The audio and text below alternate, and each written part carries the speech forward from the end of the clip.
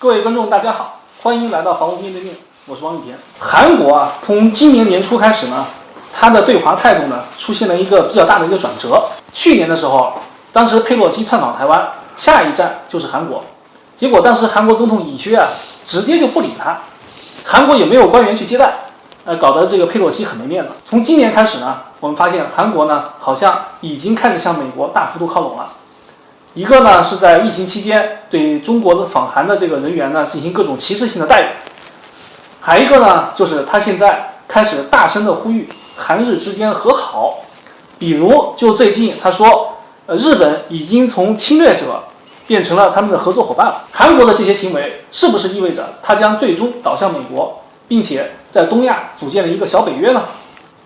对此呢，我们请来军事专家王云飞老师给我们讲一讲韩国究竟想干什么。尹锡悦最近在3月1号，就是韩国的独立日这一天发表讲话的时候呢，把日本称之为已经从一个侵略国转变一个合作伙伴国了。这当然在韩国境内引起了轩然大波，因为3月1日啊是独立日啊，是1919年韩国进行起义要脱离日本的统治，那么这么一个纪念日，居然在这一天把日本侵略历史给忘掉了。所以在韩国街头有人游行示威，还弄错了他的偶像，抽他的耳光，用拳头揍他。那么韩国呢，有不少政党和议会的议员呢也提出了批评。这个事情呢，我觉得都是一个表象，这反映了韩国政府啊，它的政治外交的策略啊已经发生了很大的变化。有的人说呢，它是一个韩奸，有的人说呢，他已经彻底倒向了美国。其实我觉得有没有这样的问题呢？有，但是就韩国政府来讲，它可能有更深的、更远的战略考虑。为什么呢？韩国现在已经被联合国列为世界上发达国家了，确实，它的发达的程度已经脱离了过去发展中国家那种它的经济体量要承认。但是呢，虽然被列入了发达国家，但是它不是在世界一流的像 G7 国家那个西方最发达国家的那个阵营之内。可人家日本是的，他可能会有一个什么样的考虑呢？就是我韩国啊要做世界性的大国，要做与 G7 平等的国家，那必须与 G7 没有大的矛盾才行，否则你和日本是一个死对头国家，你永远就不可能纳入那个 G7 阵营之内去。说这个呢，我就突然想起来啊，以前有一个笑话，就是西方呢政治界啊，它私下里呢就有一个说法呢，说韩国是发达国家的看门狗。为什么呢？因为就是在产业链上，韩国以上的全是发达国家，韩国以下的全是这个发展中国家，所以呢，韩国呢就被叫做看门狗了。只要你把韩国的这个产业链拿下，那么呢，你就进入发达国家了。对的。而今年我们看，韩国对华出现了大规模的出口的逆差，以前韩国对中国都是大规模的顺差的，这就说明什么？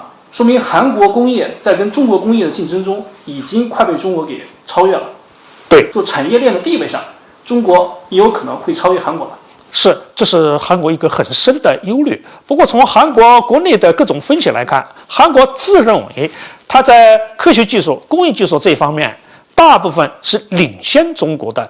人家认为啊，世界上有个 G7，如果有 G8 的话，我就是 G8 呀，对不对啊？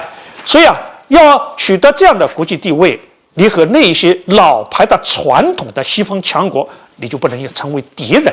其实这是韩国的一个策略而已。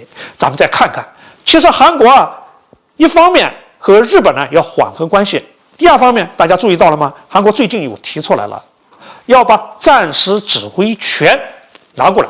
这个事情呢，在朴槿惠的时候呢就想干过，就是朝鲜半岛在韩国境内，它的军事指挥权现在是美国指挥。韩国的军队要打仗，那是美国指挥的。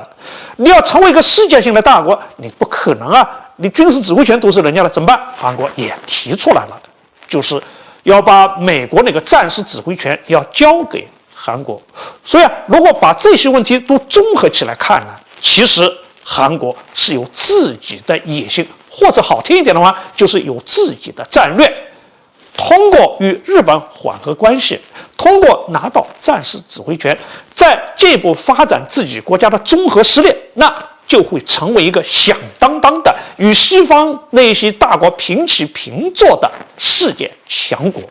当然了，他能不能做得到，哪一天能做到，那是另外一个事情。但韩国人历来都是非常自信的，中国人从来不认为韩国你就是一个世界性的大国，我们认为你确实科学技术以及呢一些工业技术是不错的，是先进的。要做世界性的大国，你得有世界性的体量、世界性的政治地位和外交地位。韩国只不过是在做努力而已。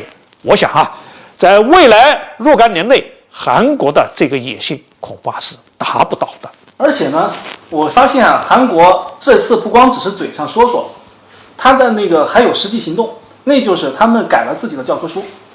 他把教科书里面关于像慰安妇问题还有这个日本侵韩的这个一系列的这个表述全部都大幅度的删除，而且把日本的在韩国的殖民历史，从过去这种苦难抗争的叙述，转变为日本的殖民对韩国经济产业的一个变化的这么一个影响。从这个角度来说，就像尹锡悦说的，日本呢现在是韩国的朋友了，我们现在不能骂日本了。可是我觉得韩国境内反日势力这么强，他这么干，究竟还能做几天总统？那也真的不好说。好，本期节目我们先讲到这儿，欢迎大家关注，我们下期再见。